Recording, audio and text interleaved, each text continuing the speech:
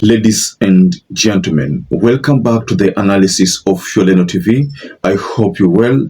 From whatever you're watching this channel, the biggest loser in this growing accusations on corruption is Ichungwa. Parliament and discuss this issue. To me, I suppose that most likely the head of state might have been lied by whoever took the information to him that that person took 10 million to the Chailak. Yeah. Those are his views. Just listen to each other. If 10 million was given, then the person who gave the 10 million must state very clearly whom did he give the 10 million. Yeah? That person must state very clearly, because it seems that person should be able to account for the 10 million. Where did you take the 10 million? Yeah?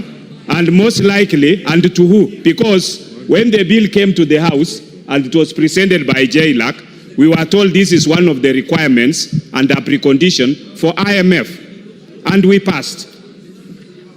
So, to be accused later on of having taken money, and it seems money exchanged hands, the 10 million must have changed hands. So where did that 10 million come from, and where did it go? And why? Because any bill that comes here and is a government bill is sponsored by majority, and more often, because we are now have a partisan kind of agreement within this House, under the broad-based government, we've always supported all the bills that the government brings. Therefore, this must be investigated. And Ichungwa has been blamed time and time again that he's a person who has been pushing for punitive bills that hurt Kenyans. Now, if you go by some of the remarks in Parliament and the remarks which have been made by people like George Koimburi, the member of Parliament who was accused of self-abducting himself, then you will agree with me that it's true. There is someone who used to take bribes from State House. Now, one of the reasons why William Ruto could have come out now to disclose this story, it's because there is a broad-based arrangement. Now, because there's a broad-based arrangement, he doesn't have to part with a lot of money now to push bills. But initially, based on the story from the Parliament, is that when it used to be Kenya Kwanza against the Azimio, maybe the president had to, produce certain finance to be able to finance those bills in Parliament, because those bills were going to get opposition from the Azimio.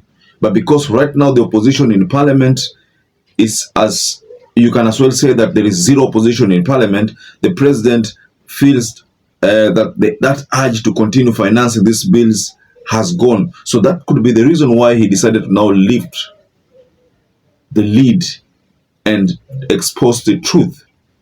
So there was a chairman. Yes, there's a chairman. And based on this video that I'm going to share from, so that you get to understand, yes, there was a chairman. And there's also a talk about 10 million that could have been channeled to the JLAC. And this is something that took place last year, the IMF issue, because there are bills which had to be passed, bills which were going to support the IMF proposals. So because the other faction, the Azimio, was not in support of the finance bill back then, there was a need for money to exchange, and money really exchanged, and that bill had to pass in Parliament. So these are some of the things which are coming out now. I mean, Akunaga Siri Chinyajua for long, that's something that we believe in. That is the main reason why things are now coming out, and we are slowly learning. And you see, there's nothing good like friends turn enemies. They will always tell the truth. So what we are experiencing right now is that Ruto is most likely amerealize kwamba wabunge wa Mount Kenya wamemwacha. Now, because he knows very well that there are some members of Parliament who ate his money wakati huo, he's now decided to now lift everything. I mean, because of course, if you listen to what is happening, and Ichungwa is blamed to be the person who was, was taking all this, the majority leader is the one who was taking all this channeling huku, Of course, RUTO has not given out the evidences vizuri, but NIS must have informed RUTO about these deals. Some of the things in the parliament, but there are other things in the executive. Now, before we explore this story further, ladies and gentlemen, because honestly speaking, Kimani Ichungwa, yeye better think twice. So before we go further on this story, ladies and gentlemen, kindly support the work we do on this channel by liking this video. Don't forget to subscribe to this channel, because that is the only way you appreciate the work we do on this channel. And thank you so much for all of you who've been supporting us. Does it mean that he was the majority shareholder in all these bribes? Is that the case? Because if you are very keen listening to George Koimburi, of course, before the emergence of Gen Z, was still with Kenya Kwanza. I mean, of course, he's still a Kenya Kwanza member of parliament, but he's one of those people who have decided to rebel. Of course, he's the member of parliament, one of the member of parliaments who have rebelled, and they are not. He's not working with William Ruto anymore. That means any bill that comes in parliament, he will definitely shoot it down. But let's focus on his statement. Na DCP ndio itakuwa na wingi wa kura katika Jamhuri la Kenya. Kwa hivyo tunamwambia William Samoei Arap Ruto aache kudharau wabunge. Sisi tunajua yeye ndiye mfisadi namba moja. Yeye ndiye amekuwa akihonga wabunge. Yeye aache kujificha chini ya meza wakati Kenya inaendelea vibaya. Ajue ya kwamba tunamjua yeye ndiye huwa anapatiana pesa pale bungeni, anapatia Kimani Ichungwa ndio aweze kugawia wabunge pale bungeni, ndio aweze kusimama na vile anataka. Kwa hivyo tunaambia Wakenya tukae gangari na tukae chonjo ya kwamba. What do you think? If Ruto is to crack the whip right now, do you think Kimani Ichungwa is the first person who is going to suffer? I agree with anybody who's saying that used and dumped, that he was used and now he has been dumped. Honorable Speaker, we have men and women, as Honorable Juneta has said, who have been elected by the people to come and represent them and oversight government on behalf of the people. Therefore, Honorable Speaker, when we oversight the executive. So based on the details, ladies and gentlemen, Kimani Ichungwa, most likely, Ruto has realized that Kimani Ichungwa is not going to add value to his political campaign in 2027. Again, he could have realized that Kimani Ichungwa,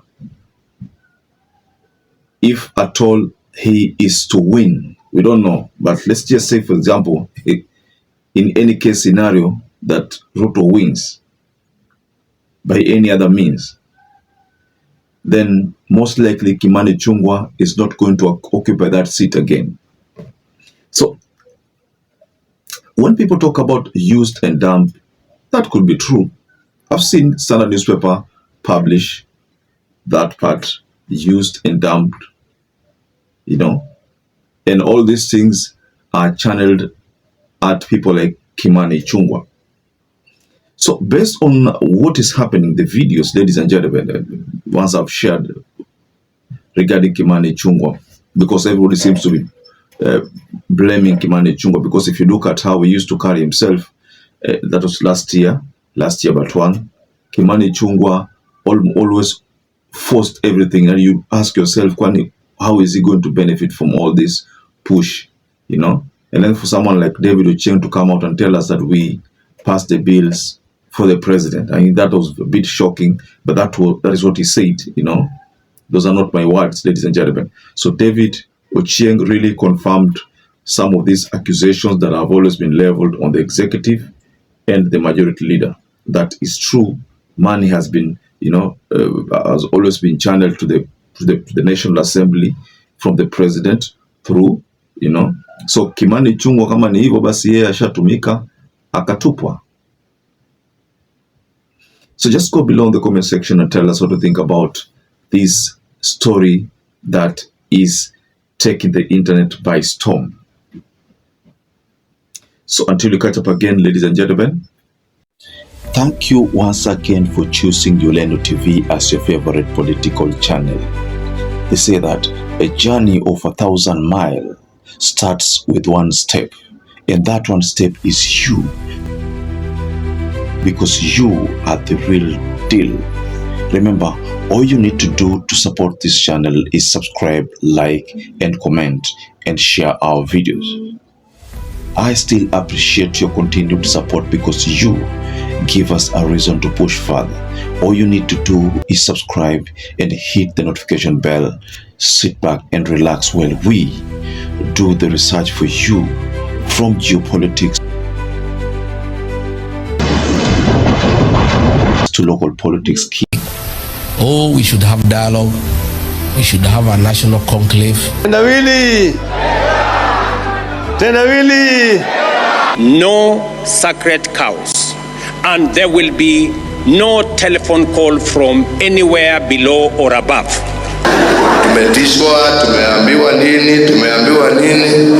Kings and queens. When it happens, we share. YOLENO TV. Take care and kwaheri.